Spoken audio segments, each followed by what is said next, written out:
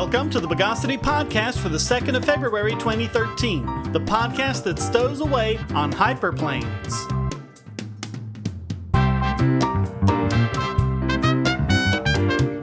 This is your host, Shane Killian. Let's root the news of the bogus. The Obama administration has often been called George W. Bush's third and fourth terms, and with good reason. It seems that Obama has set out to continue and escalate all of Bush's anti-freedom and unconstitutional policies. But now, Obama has done something to set him apart from W, and it's not good. Of all the photoshops going around of President Bush, I don't recall him ever speaking out against or trying to stop all of the photoshopping that was done of his likeness. But the Obama administration has done exactly that, with a photo recently posted to the White House's Flickr photo stream. The photo shows Barack Obama shooting skeet at Camp David, having just fired the shotgun with smoke coming out of the barrel. And here is what they have written under the picture. Quote, "This official White House photograph is being made available only for publication by news organizations and or for personal use printing by the subject of the photograph. The photograph may not be manipulated in any way, and may not be used in commercial or political materials, advertisements, emails, products, promotions that in any way suggests approval or endorsement of the president, the First Family, or the White House." Now wait just a doggone minute. We can't manipulate the photo in any way? It's only available for news publications and personal use? We can't Photoshop it? Let's get this straight right now. Title 17, Section 105 of the U.S. Code explicitly places all works of the federal government in the public domain. Quote, "Copyright protection under this title is not available for any work of the United States government, but the United States government is not precluded from receiving and holding copyrights transferred to it by assignment, bequest, or otherwise." This photo was released to the public through official White House channels. It was photographed by Pete Souza, the chief official White House photographer. This is indeed an official White House photo, as said in the description twice. This photo is absolutely in the public domain, and the Obama administration has no authority to stop people from manipulating it however they want. Which is what happened within hours of the photo going online. And if you go to the link in the show notes to the Bogosity.tv forum, you can get a transparent ping file of Obama shooting the shotgun with the background removed, ready for use in your own creative Photoshop efforts. Share your photo everywhere, and share ours as well. And please come along and post it in the thread or to our Facebook page at facebook.com/Mr. Bogosity. That's MR, no period, Bogosity. Understand that even if this weren't a work of the public domain, we absolutely have the right to parody public figures, and especially politicians, in this manner. It's a basic First Amendment right, confirmed by the Supreme Court. Are they really going to come after us for photoshopping this picture? Even though it is absolutely public domain and would still be legal even if it weren't? The stupid thing is, this picture might have gone largely ignored if the White House hadn't actually tried to restrict this. Now, photoshops of the picture are showing up everywhere. When will they learn? So go on, have fun, Photoshop away and spread your creations around. And when the Secret Service comes to knock down your door, be sure to let them know that Bogosity.tv aided and abetted in this act. Let's call them on it. Because if we can't even stand up for ourselves in the little things, how can we possibly do it when something really important comes around?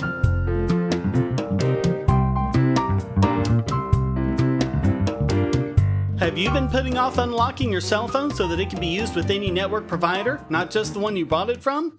I got some bad news for you, sunshine. You waited too long. Unlocking phones is now illegal in the U.S. The restriction kicked in on January 26th, not on an act from Congress, but from the Librarian of Congress. Last October, the librarian determined, completely arbitrarily and without any court hearing on the matter, that unlocking cell phones violated the Digital Millennium Copyright Act, the go-to law for corporate fascism in all industries more technological than an abacus. Unlocking a phone doesn't alter any contract with the existing carrier, nor does it change how the phone accesses the service in any way.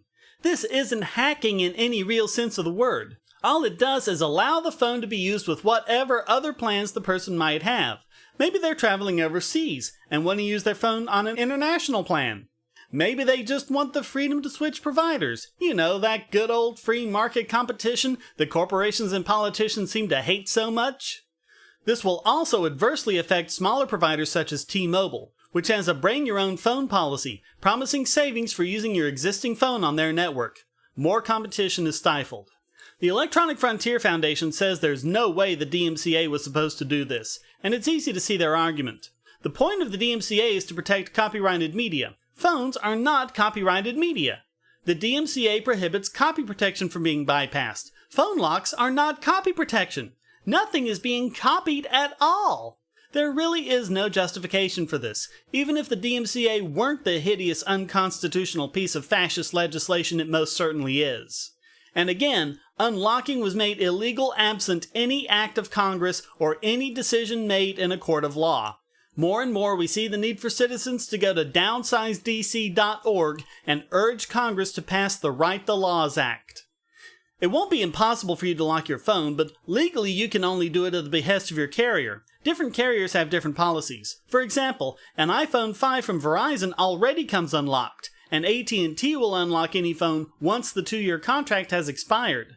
But that doesn't help anyone who's traveling overseas who wants to unlock it so they can temporarily use an international provider, for example. Also, don't get unlocking confused with jailbreaking. Jailbreaking is modifying a smartphone so that any software may be installed on it. This remains legal, although it may void your warranty. Of course, there's another reason it won't be impossible for you to unlock your phone. Prohibition doesn't work. All this will do is take the market for unlock codes underground. A government that cannot even keep drugs out of its own prisons has no chance at all from stopping people from modifying a piece of technology they already own. But how much tax money will be used and how many lives ruined in the process of trying?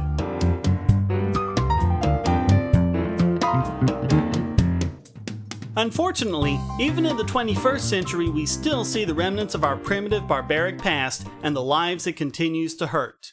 Case in point, middle school biology teacher Stacy Halas, who was fired from her teaching position at Haydock Intermediate School in Oxnard, California, because she used to be a porn actress.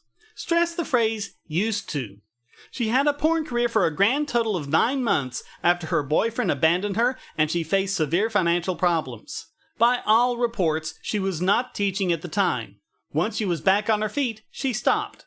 But according to a 3-judge panel, this means that Halas is unfit to be a teacher. Quote, although her pornography career has concluded, the ongoing availability of her pornographic materials on the internet will continue to impede her from being an effective teacher and respected colleague.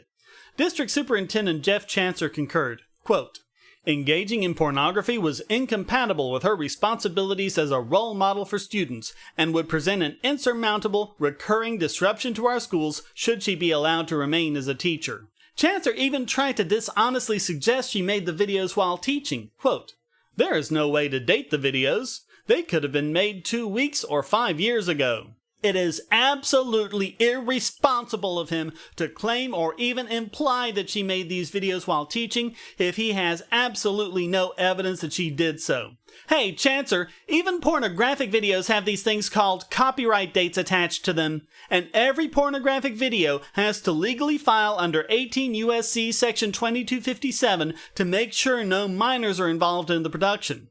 To this end, it's required to have all the performer's identifying information, including when the porn was made. If he were really concerned that she might have done this while working for the district, all he had to do was request this record. So let me get this straight. A California teacher that makes sexual advances on students is just moved around the system. Another California teacher with porn, marijuana, and cocaine in his classroom desk wasn't fired because the penalty would be too harsh. They couldn't even fire a male California teacher caught lying on top of a female student in the metal shop because they couldn't prove they were having sex. But one that did a brief stint as a porn actress almost a decade ago loses her job? Whiskey Tango Foxtrot? Judging teachers on their performance as a teacher is one thing California just does not want to do. But come on, at least show a little consistency.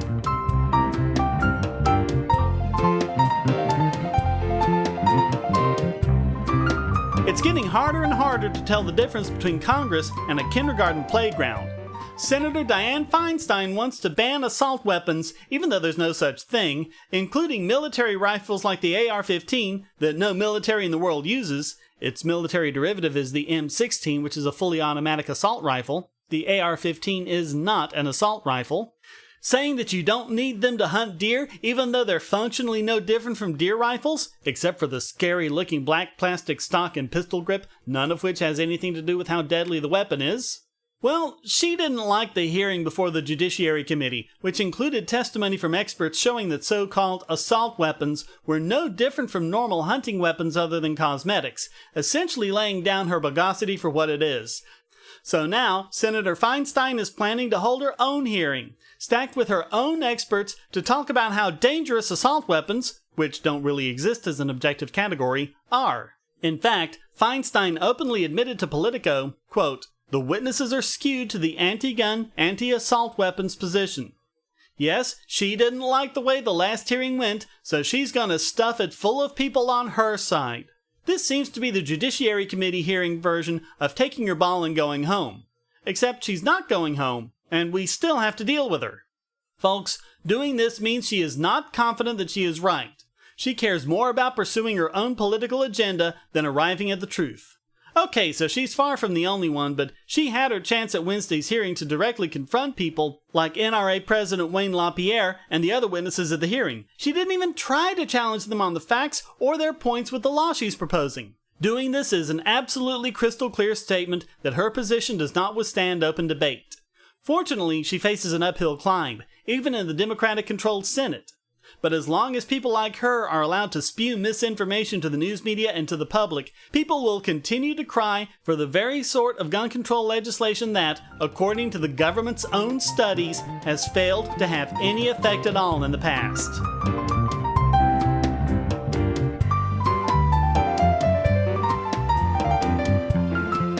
Years ago, the Supreme Court decision Roe v. Wade made it quite clear that states cannot restrict abortions except in very limited scenarios. But never underestimate the devious cunning of theocratic politicians. New Mexico State Representative Catherine Brown has introduced House Bill 206, which would make someone helping a rape victim terminate her pregnancy guilty of tampering with evidence. Don't believe me? Listen to the bill yourself. Quote, "Tampering with evidence shall include procuring or facilitating an abortion or compelling or coercing another to obtain an abortion of a fetus that is the result of criminal sexual penetration or incest with the intent to destroy evidence of the crime." The bill would make it a third-degree felony punishable by up to 3 years in prison. This bill is very unlikely to pass since New Mexico has Democratic majorities in both houses, and most Republicans surely won't be stupid enough to vote for this. But the fact that it got introduced at all speaks volumes. The theocrats want to make all abortions illegal, even if the fetus is the result of rape, even legitimate rape. Brown tried to put her own spin on the law. Quote, "New Mexico needs to strengthen its laws to deter sex offenders. By adding this law in New Mexico, we can help to protect women across our state." She says this law is meant to punish those who commit the act of rape or incest and then procures or facilitates an abortion.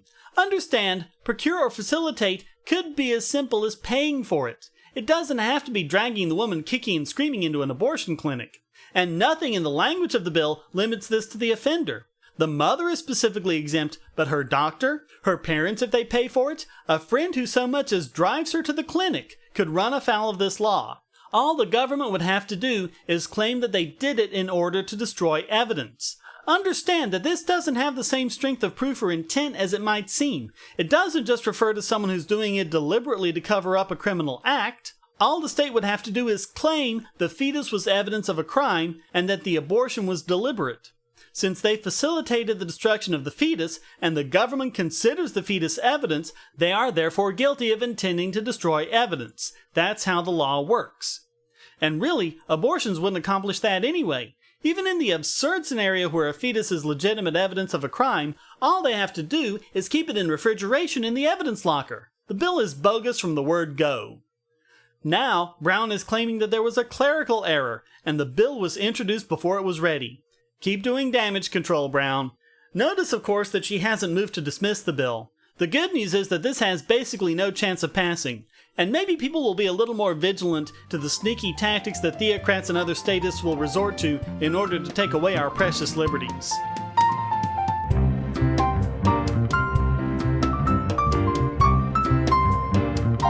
Now it's time to pull the trigger on this week's biggest Bogon emitter. And this week, it's Dave Gilson, writing on that wonderful, honest, and oh-so-reliable website, Mother Jones.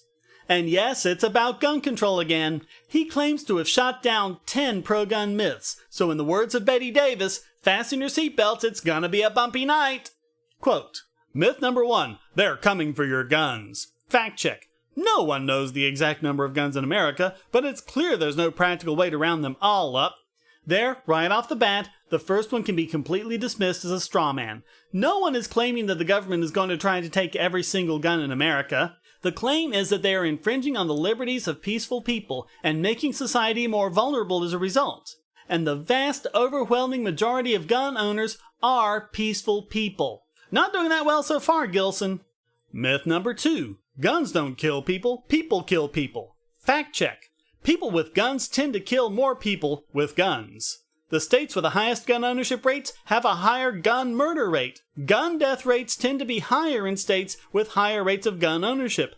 Gun death rates are generally lower in states with restrictions such as assault weapons bans or safe storage requirements. Did you see what he did there? He didn't say murders were higher, he said gun murders were higher. He doesn't even try to claim that violence goes down. His claim leaves wide open the possibility for those murders to be committed with knives or other weapons, as if those are somehow better, the victim somehow less dead. But moreover, it's confirmation bias. He didn't even try to look at how many crimes are prevented by gun owners, although as we'll see later, he has his lies on this already. But most of all, how does this in any way refute the notion that guns don't kill people, people do? I feel sure saying that 100% of these were committed by people and 0% by the gun alone. Myth number 3. An armed society is a polite society. Fact check. Drivers who carry guns are 44% more likely than unarmed drivers to make obscene gestures at other motorists, and 77% more likely to follow them aggressively. This is blatant manipulation of numbers. He sources a study from the Harvard Injury Control Research Center, but it does not say what he claims. The real numbers are 17% making rude gestures and 9% following too closely. His big percentage differences sound scary, but they're from a much smaller sample size than the actual study, not big enough to be statistically significant. You see, when you're gauging the sample size of a study and you divide a group down into subgroups, you gauge statistical significance based on the size of the subgroup, not of the whole group. And the study itself is an incorrect cause fallacy. They didn't even attempt to see if there was a separate root cause for both the gun ownership and the rude behavior. I imagine that members of drug gangs tend to be armed and tend to be rude people, for just one example. He cites 2 other studies that are equally cherry-picked, and of course there are numerous studies showing the opposite. Myth number 4. More good guys with guns can stop rampaging bad guys. Fact check. Mass shootings stopped by armed civilians in the past 30 years? 0. This is an outright lie! In fact, Davey Barker did an analysis of mass shootings, linked in the show notes, and he gives his methodology in incredible detail, showing that when an armed civilian stops a mass shooting, the average number of people killed is 2.33. When it's left to the police to stop it, the average jumps up to 14.29. Here, Gilson has proved he's just being dishonest. You cannot trust him on a single thing. If he is going to make such a blatant, obvious, and easily refutable lie, we can safely dismiss all of this article and everything else he has written or will write ever. Myth number 5. Keeping a gun at home makes you safer. Fact check. Owning a gun has been linked to higher risks of homicide, suicide, and accidental death by gun. Yes, by gun again. And how many people simply choose a different method of suicide, for example, if a gun is not available to them? Also, he again fails to consider the lives saved, mostly because he's lying and pretending they never happened. Yep, same Bogosity as myth number 1. Myth number 6. Carrying a gun for self-defense makes you safer. Fact check. In 2011, nearly 10 times more people were shot and killed in arguments than by civilians trying to stop a crime. He cites more bad studies to back him up, but he does admit that 1% of Americans reported using guns to defend themselves or their property. He tries to dismiss half of them by saying they use them in an aggressive manner. But even if we ignore the blatant bogosity involved, that's still 1.5 million crimes prevented each year, which ends up being a rate of 500 per 100,000. The overall homicide rate in the US is 4.7 per 100,000. So how is it that nearly 10 times more could be shot and killed when the number isn't even 1% of it? Even by his own bogusly low statistics, people still defend themselves 100 times as often as they're killed. And let's think about something. All of the cases he cites are cases where violence is present. All it says is that if a gun is present in that case, it's likely to be used. But it doesn't say anything about you being safer without a gun, and it certainly doesn't say anything about your chances of getting into that situation to begin with. The rest of the myths repeat these same fallacies. Number 7 tries to show that women aren't safer with guns, which is BS because most crimes, whether guns are involved or not, are perpetrated by someone the victim knows. Myth number 8 was about violent video games and is completely irrelevant. Myth number 9 denies that more Americans are owning guns, again, irrelevant even if it is true, which it isn't because he's using old studies. And number 10 is the old canard about enforcing the laws we already have.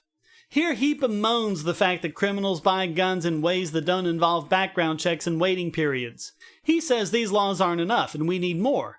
But why should we expect more laws to work when all these other laws haven't? Remember, this is the same government that can't even keep drugs out of its own prisons, and plenty of prisoners have been able to get or make guns for themselves. Black markets in places like Pakistan and the Philippines easily and quickly manufacture guns, including semi-automatic handguns and fully automatic assault rifles. Really, if I were to compile a list of the worst arguments gun control nuts make, I would make something astoundingly similar to this article. Which is why Dave Gilson, 10 times over, is this week's biggest Bogon emitter.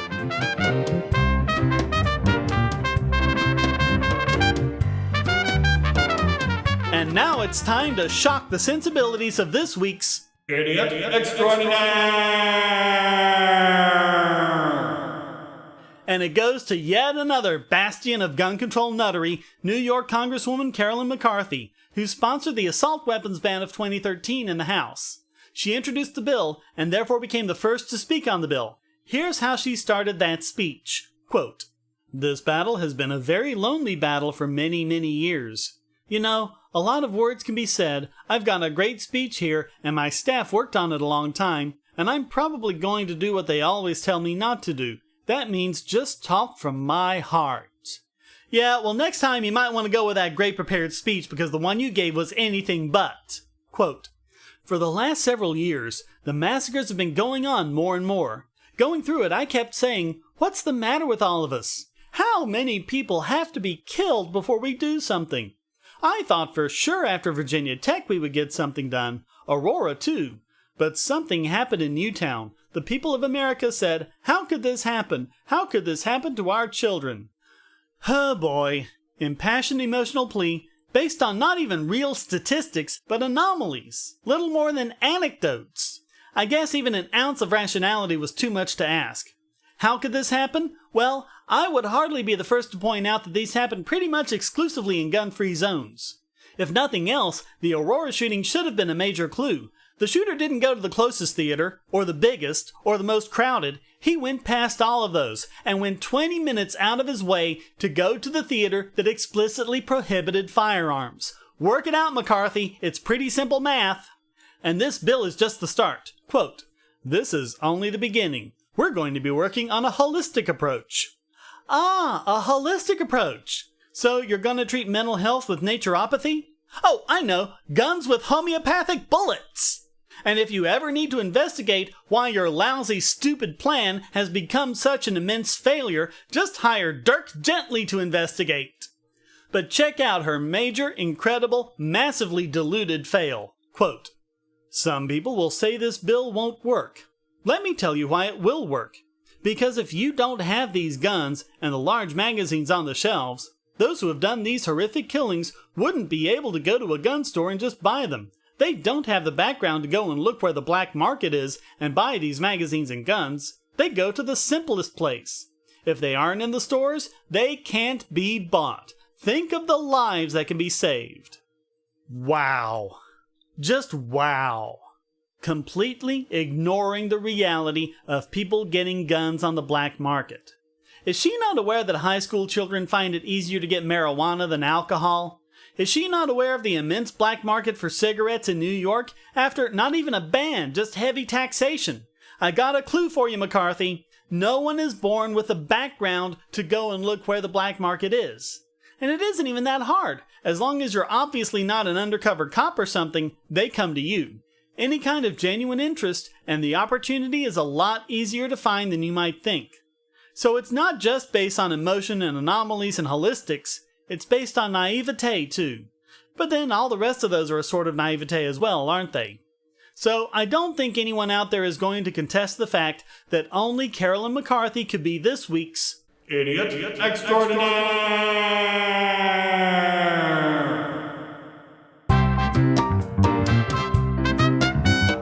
Well, that wraps up this closed cover before striking edition of the Bogosity podcast. Please visit the forums at Bogosity.tv where you can read the show notes and join the discussion on these and other subjects. This podcast is free but not free to produce, so please use the donate button at the top of the Bogosity.tv website or down the right-hand side of the podcast page and give generously to keep this podcast going. And if you'd like to contribute to the podcast, just send a question, statement, news article, or rant to podcast@Bogosity.tv. Put it in an audio file, and if it's good enough, it'll get played right in the podcast. Thank you for listening. Until next time, here's a quote from Joseph T. Chu. Expecting a carjacker or rapist or drug pusher to care that his possession or use of a gun is unlawful is like expecting a terrorist to care that his car bomb is taking up 2 parking spaces. The Bogosity podcast is licensed under Creative Commons Attribution Non-Commercial No Derivatives 3.0 Imported License.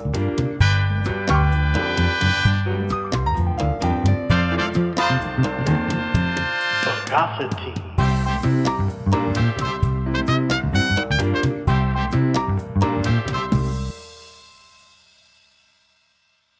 History is written by the winners, and so apparently is economics. That's why there's Liberty Classroom. Probably the best single learning resource for history and economics on the web, Liberty Classroom teaches U.S. history, Western Civ, and economics from actual university professors. There's lots of free material to get you started, including introductory lectures on all these subjects. And when you sign up, you'll get the full site's content for just $99 a year. You can watch or listen to the lectures whenever and wherever you want, even in your car. Learn at your own pace about the subjects you're interested in and become a more effective debater. You'll also get access to the professors via the discussion forum and even live video chats, all for the price of 2 cups of coffee a month. Use our special URL, libertyclassroom.bogosity.tv, and when you sign up, you'll be helping this podcast too. So bookmark libertyclassroom.bogosity.tv and use it when you sign up. Inform yourself against the myths and propaganda of our society. Visit libertyclassroom.bogosity.tv.